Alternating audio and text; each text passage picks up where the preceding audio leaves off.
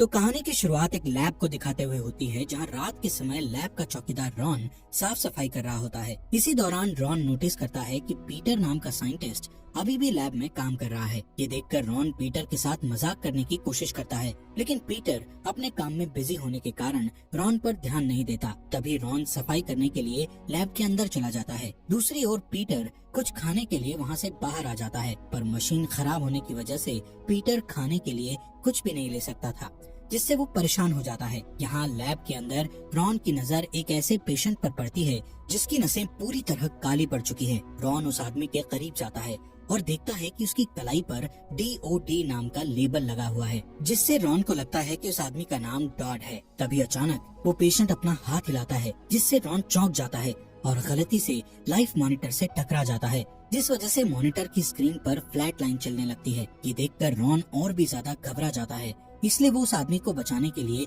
उसे CPR देने का सोचता है। लेकिन तभी उस आदमी के मुंह से ब्लड निकलने लगता है, जिससे रॉन को बहुत ही बदबू आती है। इसलिए वो बदबू को रोकने के लिए उसके मुंह में मिंट डाल देता है, जिसके बाद वो उस आदमी के चेस्ट को दबाने लगता है। तभी अचानक से रॉन का हाथ उसके पेट में चला जाता है, जिससे रॉन डर जाता है और चिल्लाने लगता है। रॉन की आवाज सुनकर उस आदमी को होश आ जाता है। यहाँ हमें पता चलता है कि वो आदमी कोई नॉर्मल इंसान नहीं है, बल्कि एक ज़ॉम्बी है। खैर वो ज़ॉम्बी तुरंत रॉन पर हमला कर देता है और उसे बुरी तरह मार डालता है। यहाँ पीटर अभी भी उस मशीन को सही कर रहा होता है, जिस वजह से उसका ध्यान लैब के अंदर नहीं जाता। इसके बाद रॉन ज़ॉम्बी में बदल जाता है और पीटर पर हमला करके उसे मार डालता है। अगले दिन हम एक स्कूल में बेन, कार्टर और ऑगी नाम के 3 स्टूडेंट्स को देखते हैं, जो कि एक स्काउट ग्रुप में शामिल होते हैं, जिसका लीडर रॉजर्स होता है। वो सभी मिलकर उनके स्काउट की एक वीडियो भी बनाते हैं, ताकि उस वीडियो को देखकर स्काउट में और भी लोग शामिल हो सकें। लेकिन कोई भी उनके स्काउट में शामिल होना नहीं चाहता था, क्योंकि सबको लगता था कि इस उम्र में सिर्फ लूजर्स ही स्काउट में शामिल होते हैं। खैर यहाँ रॉजर्स तीनों स्टूडेंट्स को बताता है कि आज रात ऑगी को स्काउटिंग का हाईएस्ट बैच दिया जाएगा, इसलिए आज रात सभी कैंपिंग के लिए जाएंगे। इसके बाद कार्टर और बेन घर के लिए निकल जाते हैं, जहाँ रास्ते में दोनों अपने स्काउट के बारे में बातें करते हैं, जिससे पता चलता है कि वो दोनों इस स्काउट में सिर्फ ऑगी के लिए शामिल हुए थे। असल में जब ऑगी के पिता की डेथ हुई थी, तब से वो बहुत अकेला महसूस करता था, इसलिए ऑगी के लिए दोनों ने स्काउट में शामिल होने का फैसला किया था। लेकिन अगले साल कार्टर और बेन का ग्रेजुएशन होने वाला था और उन्होंने अभी तक किसी भी लड़की को डेट नहीं किया था। साथ ही वो दोनों किसी भी पार्टी में भी नहीं गए थे। यहाँ कार्टर बेन से कहता है कि हम स्काउट की यूनिफॉर्म के कारण बच्चों की तरह दिखाई देते हैं, इसलिए हमें जल्द से जल्द इस स्काउट को छोड़ना होगा। ये सुनकर बेन कार्टर से बहस करने लगता है, जिस दौरान बेन का ध्यान सड़क से हट जाता है और उनकी गाड़ी एक हिरण से टकरा जाती है, जिससे उस हिरण की डेथ हो जाती है। साथ ही इस एक्सीडेंट के कारण उनकी कार का टायर भी पंचर हो जाता है। दोनों कार से उतरते हैं, जहां कार्टर उस हिरण के साथ एक सेल्फी लेता है और बेन कार के टायर को बदलने लगता है। इसी दौरान कार्टर की बड़ी बहन कैंडल अपनी दोस्त जेफ और क्लोई के साथ वहां आ जाती है और उनकी कार को खराब देखकर वहीं रुक जाती है। यहाँ हमें पता चलता है कि बेन कैंडल को पसंद करता है, लेकिन कैंडल जेफ को डेट कर रही थी, इसलिए वो अपने दिल की बात कैंडल को नहीं बताता है। वहीं कैंडल बेन को एक छोटे भाई की तरह मानती थी, जिस वजह से बेन को बहुत बुरा लगता है। यहाँ कार्टर क्लोई के साथ फ्लर्ट करना शुरू कर देता है। ये देखकर जेफ उनकी यूनिफॉर्म का मजाक उड़ाता है। इसके बाद बेन कैंडल को हिरण के बारे में बताता है, जिस पर कैंडल देखती है कि सड़क पर ब्लड के निशान के अलावा कोई भी हिरण नहीं है, जिससे बेन को अजीब लगता है और वो सोचता है कि शायद वो हिरण सिर्फ घायल हुआ था। इस बीच कार्टर टाउन में होने वाली पार्टी के बारे में पूछता है, जिस पर जेफ उसे पार्टी का एड्रेस देता है और उन दोनों को पार्टी में इनवाइट करता है, जिससे कार्टर बहुत खुश हो जाता है और आज रात होने वाली पार्टी में जाने का सोचता है। लेकिन जब वो बेन को इस बारे में बताता है,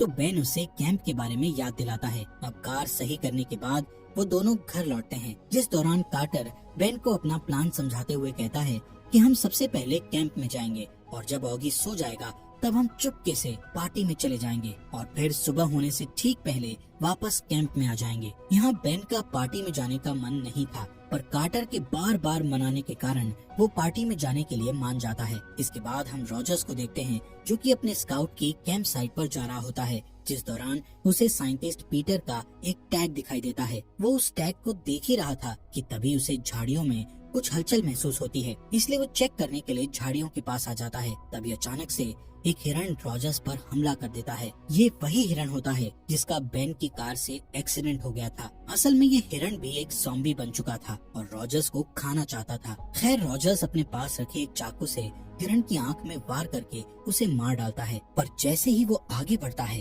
तो ज़ॉम्बी पीटर रॉजर्स पर हमला करके उसे काट लेता है। इस बीच कार्टर और बेन शराब खरीदने के लिए एक स्टोर में जाते हैं। अब क्योंकि वो दोनों नाबालिग थे जिस वजह से वो शराब नहीं खरीद सकते थे, इसलिए कार्टर एक पागल आदमी को पैसों का लालच देकर उससे शराब खरीदने को कहता है, जिस पर वो आदमी स्टोर के अंदर जाकर शराब की जगह दूसरी चीजें खरीदने लगता है। ये देखकर कार्टर जल्दी से स्टोर के अंदर चला जाता है और उस पर चिल्लाने लगता है। ठीक इसी समय डेनिस नाम की एक खूबसूरत लड़की स्टोर के बाहर आती है। जिस दौरान डेनिस के बैग की स्ट्रैप टूट जाती है, तब बेन डेनिस की मदद करते हुए उसके बैग की स्ट्रैप को ठीक कर देता है, जिससे खुश होकर डेनिस भी उसकी मदद करने का सोचती है। इसलिए वो स्टोर के अंदर जाकर उनके लिए शराब खरीद कर ले आती है। इसके बाद डेनिस सड़क की दूसरी साइड बने एक एडल्ट क्लब में चली जाती है। असल में डेनिस इस क्लब में डांसर की जॉब किया करती थी। खैर यहाँ बेन और कार्टर डेनिस के पीछे पीछे उस क्लब में जाने का सोचते हैं, लेकिन तभी उनकी नजर क्लब के बाउंसर पर पड़ती है, जो कि बहुत ही डरावना दिखाई देता है और क्लब के अंदर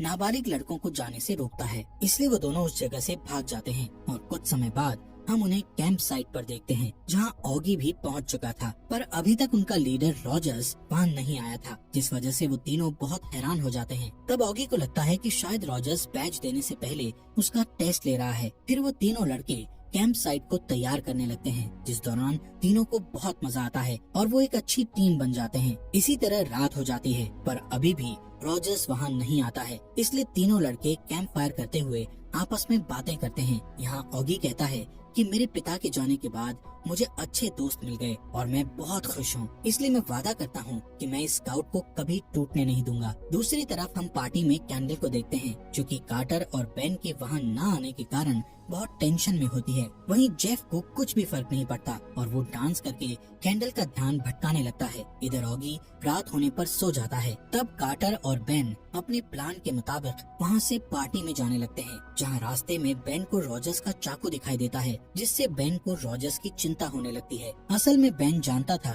कि रॉजर्स उसके चाकू के बिना कहीं भी नहीं जाता। साथ ही वो वहाँ किसी के पैरों के निशान भी देखता है, लेकिन तभी कार्टर बेन को कार में चलने के लिए फोर्स करता है, जिसके बाद वो दोनों कार में बैठ जाते हैं और देखते हैं कि उनकी कार के सामने ऑगी खड़ा हुआ है। असल में ऑगी पहले से ही उस पार्टी के बारे में जानता था और उसे शक था कि बेन और कार्टर भी वहां जाने वाले हैं, इसलिए वो उन्हें रंगे हाथों पकड़ना चाहता था। यहाँ बेन और कार्टर ऑगी को सब सच बताते हैं कि वो अब स्काउट नहीं बनना चाहते, क्योंकि वो अब बड़े हो गए हैं। ये सुनकर ऑगी को बहुत दुख होता है और वो उन्हें यहाँ से जाने के लिए कहता है, जिस पर बेन और कार्टर वहाँ से वापस शहर में आ जाते हैं, जहाँ वो देखते हैं कि पूरा शहर खाली है। लेकिन इस बात पर वो ज्यादा ध्यान नहीं देते हैं और अपनी यूनिफॉर्म बदलने के लिए स्टोर के पास रुक जाते हैं, जहाँ बेन स्टोर के गेट को टूटा हुआ देखकर बहुत हैरान होता है। तभी कार्टर उसे आवाज लगाता है और बताता है कि डेनिस के क्लब का बाउंसर गेट पर नहीं खड़ा है, इसलिए हम अभी अंदर जा सकते हैं। फिर वो दोनों उस क्लब के अंदर जाते हैं,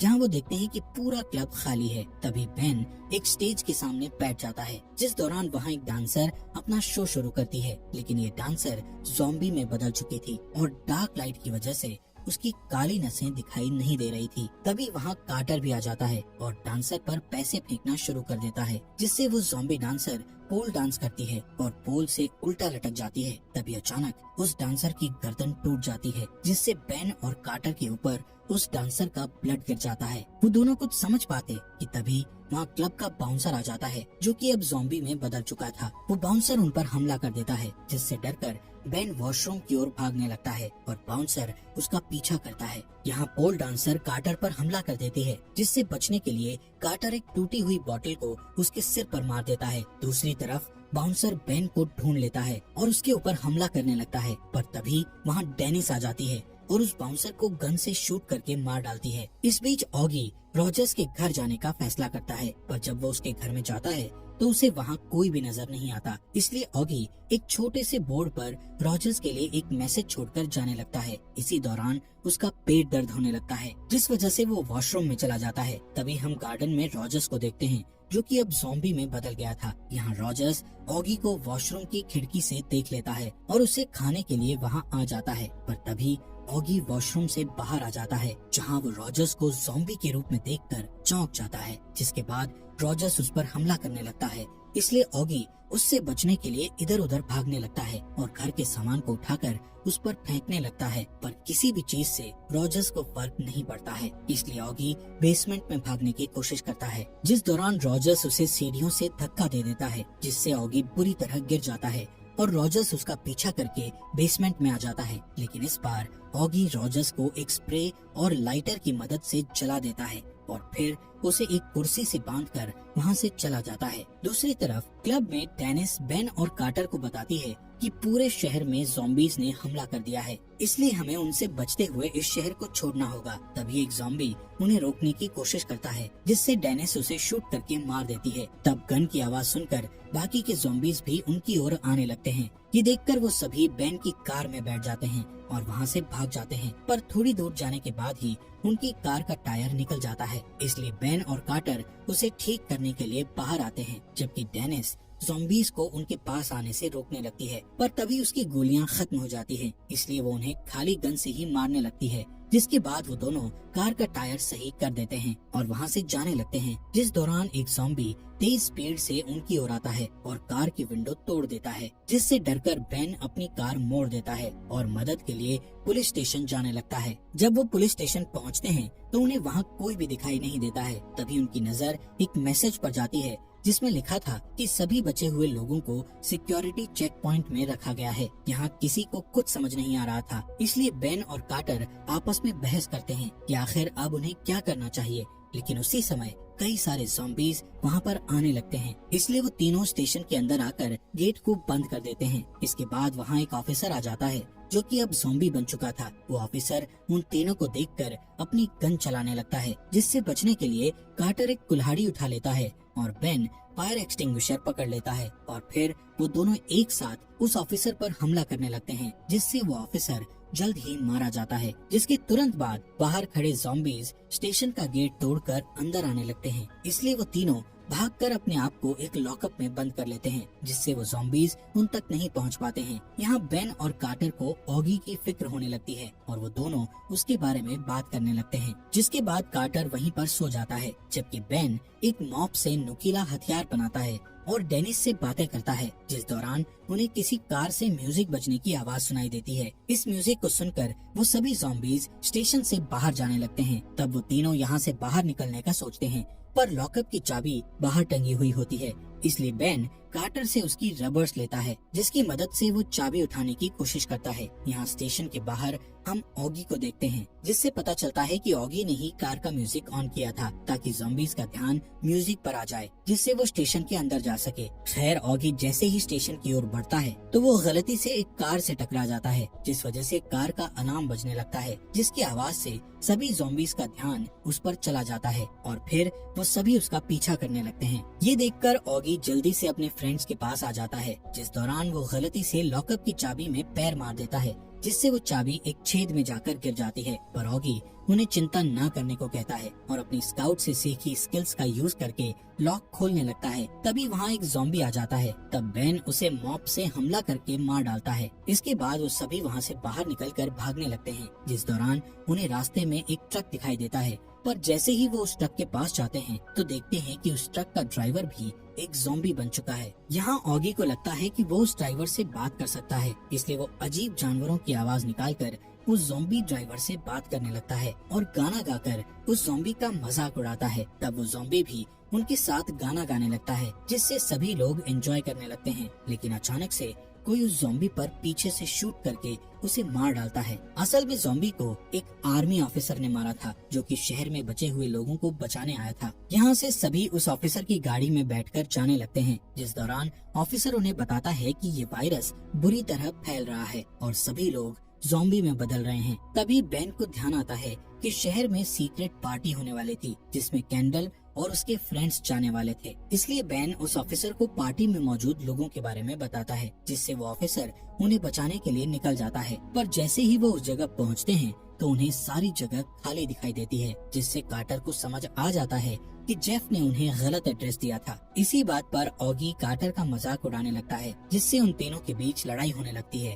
खैर, इसके बाद सभी वहाँ से जाने लगते हैं, जिस बीच डेनिस उस ऑफिसर के हाथ में एक ज़ॉम्बी बाइट नोटिस करती है। थोड़ी देर के बाद वो ऑफिसर ज़ॉम्बी में बदल जाता है और सभी पर हमला करने लगता है, जिससे वो सभी गाड़ी से उतर जाते हैं और डेनिस उस ऑफिसर को गाड़ी के गेट से बार बार मारकर उसे जान से मार डालती है। इसी समय उस गाड़ी में लगे रेडियो से एक मैसेज आता है, जिससे उन्हें पता चलता है कि 2 घंटे में पूरे शहर को ब्लास्ट कर दिया जाएगा, जिससे सभी परेशान हो जाते हैं। तभी कार्टर को याद आता है कि उसकी बहन कैंडल अपनी डायरी में हर चीज लिखती थी, इसलिए उसने अपनी पार्टी का एड्रेस भी लिखा होगा। इसलिए वो सभी पार्टी का पता लेने के लिए उसके घर जाते हैं, जिस दौरान कार्टर की पड़ोसी मिस फील्डर उन्हें देख लेती है, जो कि ज़ॉम्बी बन चुकी थी। इधर सभी लोग कैंडल की डायरी को खोजने लगते हैं, जिस दौरान उन्हें नीचे से शोर सुनाई देता है, इसलिए ऑगी और कार्टर चेक करने के लिए नीचे जाते हैं। यहाँ डेनिस बेन से पूछती है कि आखिर तुमने अभी तक कैंडल को अपने दिल की बात क्यों नहीं बताई, जिस पर बेन उसे कहता है कि मुझे इस चीज का एक्सपीरियंस नहीं है, जिस वजह से मुझे डर लगता है। तब डेनिस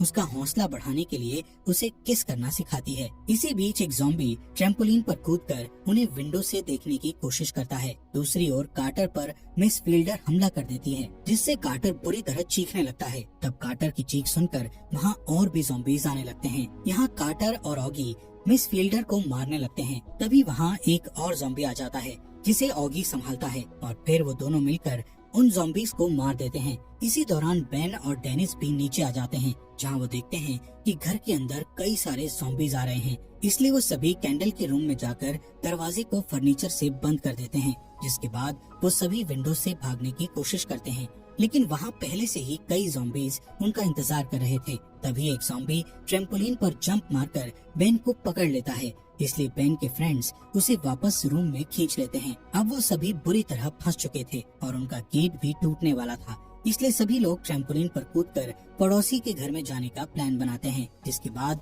वो सभी एक एक करके ट्रैम्पोलिन पर कूदते हैं और दूसरी साइड पहुंच जाते हैं। लेकिन जब बेन की बारी आती है तो उसे कैंडल की डायरी दिखाई देती है, इसलिए वो उस डायरी को उठाने के लिए जाता है। ठीक इसी समय ज़ॉम्बीज रूम का गेट तोड़कर अंदर आने लगते हैं, जिसे देखकर बेन विंडो की ओर जाता है, जहाँ से फिसल जाता है, इसलिए वो एक ज़ॉम्बी को पकड़ लेता है। अब क्योंकि नीचे कई सारे ज़ॉम्बीज थे, इसलिए डेनिस सभी ज़ॉम्बीज का ध्यान अपनी ओर करती है, जिससे बेन ट्रैम्पोलिन पर गिरता है और अपने दोस्तों के पास पहुंच जाता है। यहाँ से वो सभी मिस फील्डर के घर में जाकर छिप जाते हैं, जहाँ उन्हें किचन से कुछ आवाजें सुनाई देती है, इसलिए वो चेक करने के लिए किचन में जाते हैं। तभी अचानक ऑगी के कंधे पर एक ज़ॉम्बी बिल्ली आकर बैठ जाती है। तब डेनिस उसे एक पेन से मार देती है, लेकिन वहाँ और भी बिल्लियाँ होती है, जो कि ज़ॉम्बी में बदल चुकी थी, और वो सभी बिल्लियाँ उन पर हमला कर देती हैं, जिनसे बचने के लिए वो सभी गराज में भागते हैं और मिस फील्डर की कार चुराकर वहाँ से भागने लगते हैं, जहाँ उन्हें रॉजर्स दिखाई देता है, जो कि सड़क के बीच में खड़ा हुआ था। पर बेन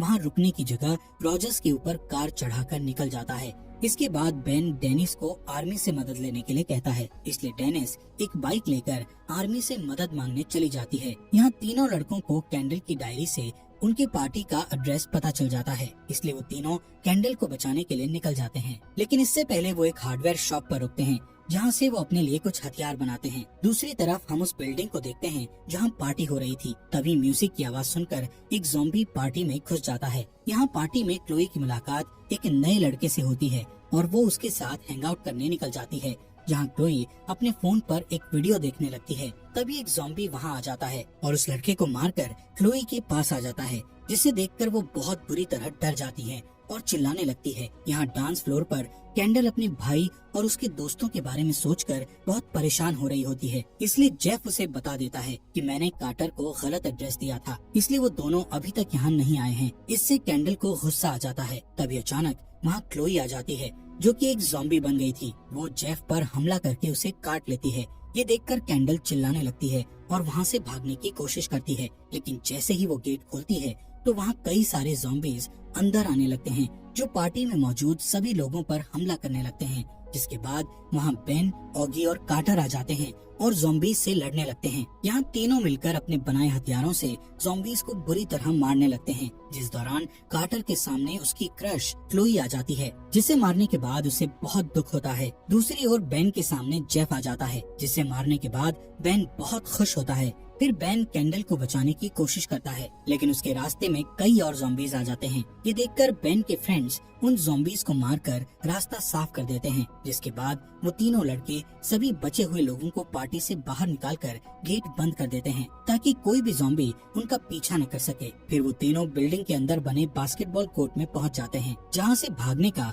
उन्हें कोई भी रास्ता दिखाई नहीं देता। तभी ऑगी बताता है कि मैंने इमरजेंसी के लिए एक बॉम्ब तैयार किया था। वो उस बॉम्ब को बाहर निकालता है और सभी ज़ॉम्बीज को मारने के लिए उस बॉम्ब को जलाने लगता है। ठीक उसी समय डेनिस वहाँ आती है और उन्हें यहाँ से बाहर निकलने का रास्ता बताती है, जिससे बेन और कार्टर तुरंत उसका पीछा करते हैं, जबकि ऑगी अभी भी बॉम्ब को जलाने की कोशिश करता है। तभी उस बॉम्ब में आग लग जाती है और ऑगी ब्लास्ट होने से ठीक पहले बिल्डिंग से बाहर आ जाता है, जिसके बाद वो सभी उस बिल्डिंग को ब्लास्ट होते हुए देखते हैं, पर अभी भी रॉजर्स जिंदा होता है और उन पर हमला करने के लिए आगे बढ़ता है। लेकिन तभी वहाँ आर्मी आ जाती है और रॉजर्स को मार डालती है। अगली सुबह हम बेन को आर्मी कैंप में देखते हैं, जहाँ वो डेनिस को डेट पर चलने के लिए पूछता है, जिस पर डेनिस उसे याद दिलाती है कि तुम्हारे मन में किसी और के लिए प्यार है। इसलिए बेन अपने ऊपर भरोसा करता है और कैंडल के पास जाकर उसे किस कर लेता है, जिससे कैंडल भी बहुत खुश हो जाती है। और इसी के साथ ये अमेजिंग मूवी यहीं पर खत्म हो जाती है।